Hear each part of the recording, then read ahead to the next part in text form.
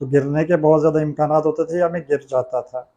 दूसरा ये कि मैं पहाड़ों पे उन जगहों पे ट्रैवल करता था कि मैं पूरे यकीन के साथ आपको कह सकता हूँ कि आज आप जाएँ तो आप ट्रैवल नहीं कर सकेंगे। यानी बड़ा मुश्किल एरिया होता है और जहाँ 1-1 डेढ़-डेढ़ घंटा लग जाता है।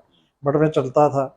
लेकिन फिर कुछ अरसे बाद चलते हुए भी मुझे ये फ़ील होना शुरू हुआ कि मेरी राइट लेग जो है, जब मैं ज़्यादा ख़ास करके नीचे उतर रहा होता हूँ, तो किसी एक के कुछ टाइम के बाद ये मुझे लगता है कि इसमें ताकत कम हो रही है। तो ये ऐसी हो रही है कि मैं गिर जाऊँगा। तो ये सिम्पटम्स आहिस्ता-आहिस्ता बढ़ते गए, वो चीज़ें मेरे लिए थोड़ी-थोड़ी मुश्किल होती गई और सबसे ज़्यादा मुश्किल ये कि मुझे चूँकि जब मेरे इवन के एक हद तक डायग्नोसिस भी हो गया और उस वक़्त जो चीज़ें ज़रूरी थी, अवेयरनेस ना होने की वजह से मुझे डॉक्टर्स ने ये बताया। वो मैं साथ-साथ ये जानना चाह रहा हूँ कि डायग्नोसिस आपका जो है, चूँकि बाज़ बीमारियाँ ऐसी होती हैं डॉक्टर्स को भी नहीं पता होता। आपके बड़े-बड़े एक्सपर्ट जहाँ पे हैं at times they are not aware of what exactly आपके अंदर जो एक प्रोसेस है, चूँकि उनकी शायद स्पेशलिटी नहीं होती। कब डायग्नोसिस हुआ आपका? मैं जैसे आपने ज़िक्र किया कि मुझसे पहले एक बड़े भाई की डेथ हो गई, तो मुझे फिर शुरू से ही पेरेंट्स जो है, जब उन्होंने फ़ील मॉनिटर किया, कर रहे थे आप? मॉनिटर कर रहे थे, हॉस्पिटल्स में लेके डिफरेंट जगहों पे कुछ जगहों पे डॉक्टर्स के बोर्ड बैठे, बट उनको भी कोई बात समझ नहीं आई। उसके बाद फिर मैं कराची खान में चला गया, तो वहाँ पे फर्स्ट टाइम जो है वो डायग्नोसिस हुआ, बट वो भी बहुत प्रॉपर नहीं था, लेकिन इतना था कि गालिबन उनको एक बात समझ आ गई। कि ये एसएमए के नज़दीक है। मतलब एसएमए तो शायद नाम ही एग्जिस्ट पता नहीं उस वक्त नहीं करता होगा। इंटीरियर हॉर्न सेल डिजीज अच्छा, के जो ठीक है। आपके ब्रेन सेल्स वो मैसेज जो भेजते हैं उनकी डिजीज है। अच्छा, है क्या? ये ज़रा आसान ज़बान में समझाएँ कि ये एसएमए जो आजकल तो ख़ैर इसको नाम दे दिया गया ना, ये है क्या? बीमारी है क्या? इसका बिल्कुल आम जुबान और सादा लफ्ज़ों में ये कि आपके यहाँ पे लाइट जल रही है, जिसकी माशाल्लाह बड़ी अच्छी रोशनी है। अच्छा, अब इस लाइट के लिए जो है वो बाहर से कहीं वायर भी आ रही होगी। मैं ट्यूब लाइट की बात कर रहा हूँ, तो कैमरे वाली की नहीं, कि बाहर से कहीं वायर आ रही होगी, वो वायर बोर्ड होगा मेन, जहाँ से ये सारा कंट्रोल हो रहा होगा। अच्छा, वो बोर्ड को आप ले लें ब्रेन, ठीक है। अच्छा, वहाँ से करंट इसमें आता है तो ये जलती है। वो जो बोर्ड से वायर आ रही है, वो करंट ही इस लाइट तक नहीं पहुँचा पा रहा।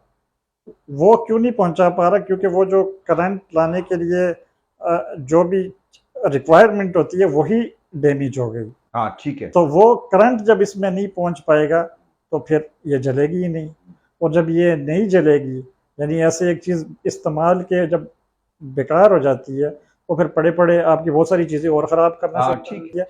फॉर एग्ज़ाम्पल, आपको यानी एक मज़ीद एग्ज़ाम्पल कि अगर आप अपना बाज़ू 1 महीने तक यूज़ ना करें, तो आप देखेंगे कि 31वें 32वें दिन आपसे वो बाज़ू यूज़ नहीं हो पाएगा। मैं बताता हूँ ना, मेरा ये बायां बाजू जो है, मैं पैरा जंपिंग कर रहा था तो इसकी जो एक छोटी बोन होती है वो फ्रैक्चर हो गई तो डॉक्टर ने यहाँ पे कास्ट लगा दी। वो 6 हफ्ते कास्ट रही और 6 हफ्ते बाद जब उसने वो कास्ट उतारी तो आप यकीन करें, एक तो मेरा बाजू जो है वो बिल्कुल दूसरे की निस्बत को 1/3 रह गया, मसल सारे गायब हो गए, और दूसरा वो बाजू इस तरह था, स्टिफ हो गया। मैं कोशिश करता था ये सीधा होता ही नहीं था।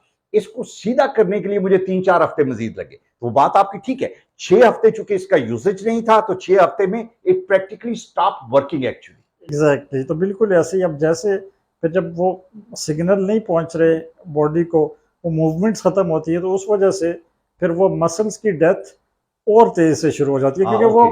क्योंकि वो मूव ही नहीं, उनकी कोई एक्टिविटी नहीं रहती। तो वो इस वजह से फिर वो जो इसका प्रोग्रेशन है वो मसल्स का, बुनियादी तौर पे ये जो मसल्स इसमें वीक होते हैं वो आपके ब्रेन सेल्स की वजह से ब्रेन होते सेल्स की हैं। वजह से। अब मुझे ये बताएं कि आपको इसने जो आपने बताया कि शुरू में आप ठीक थे, 1.5 घंटा आप ऊपर जाया करते थे। कब किस एज पे जाके आपने रियलाइज किया कि ये इसने मुकम्मल तौर पे आपको अपने घेरे में ले लिया, कि आपके मसल जो हैं, जो मैसेज नहीं आ रहा था उसकी वजह से बेशुमार मसल इफेक्ट होके आपके बाजुओं को और आपकी टांगों को इसने इफेक्ट कर लिया? देखिए, अंदाज़ा तो मैंने जैसे बताया कि बहुत शुरू में ही जैसे थोड़ी-थोड़ी मूवमेंट्स शुरू होती है, तो मोबिलिटी के इश्यूज़ तो हल्के-फुल्के थे।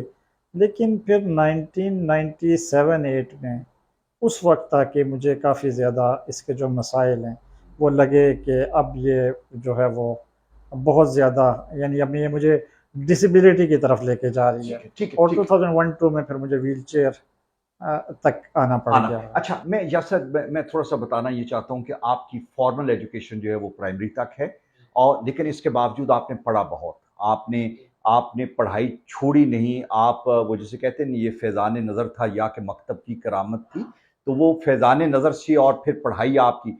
आज आपका अपने सब्जेक्ट पे बहुत अबूर है, आपको बहुत पता है कि दुनिया की जो मॉडर्न ट्रेंड्स हैं वो क्या है, रिसर्च क्या है और इसको ट्रीट कैसे किया जा सकता है।